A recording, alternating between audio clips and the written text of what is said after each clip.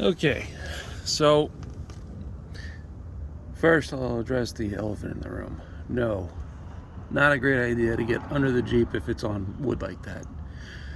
I'm not getting under the Jeep, so just for the purposes of trying to test the flex on the suspension, that's fine. Now on to the fun part. That bump stop is floating. Not anywhere near anything. The shock is bottomed out. It's got one of those silly covers on it so you can't see it, but it's bottomed out. So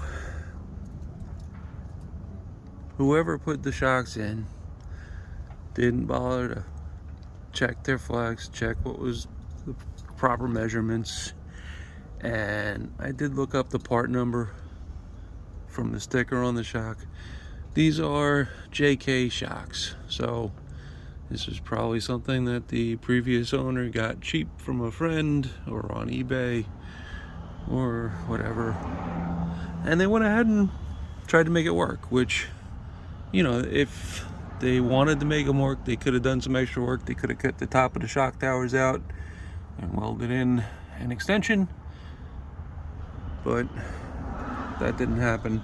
There is a bump stop extension in here. The cup is pretty crusty, but that aside, there is an extension in there. It's not enough for the amount of shock that we don't have available. And if I let this down,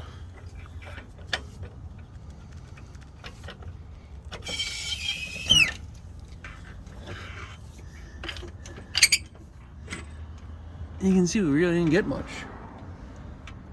There just isn't a lot there. So, you know, it's got some movement, but that may not even be a appropriately weighted spring. Not sure what that spring is. I'm not sure if it was the factory spring with a lift block on it, or if that's a takeoff from something else. At the end of the day, it doesn't matter. It's coming off. I'm gonna guess it's not a TJ spring, though. It looks like it's a wider wrap. I think the TJ springs are narrower in the coil. Not the thickness of the material, but in the way they're wrapped. So, at any rate, those springs will be coming out when these axles come out. So, just one more fun thing to find. Nothing earth-shattering. Like I said, I expected to have some work to do on this Jeep. Just means when we're ordering parts, we got to order springs, but I kind of was already on that.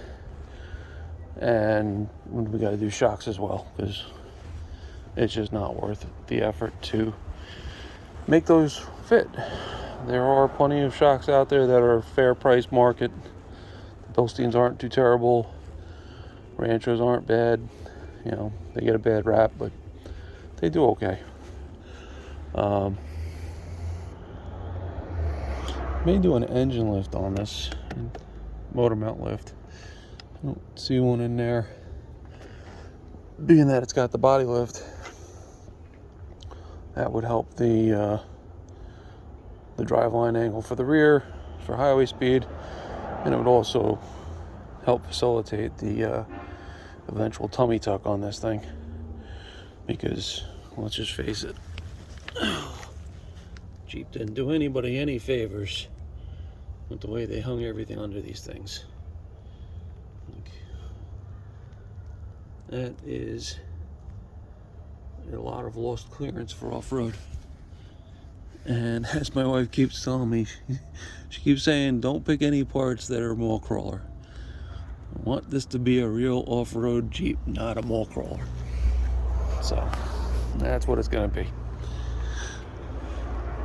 Alright guys, I'll get another update out here once we get any further. I'm not sure I'm doing much more on it today. Bye-bye.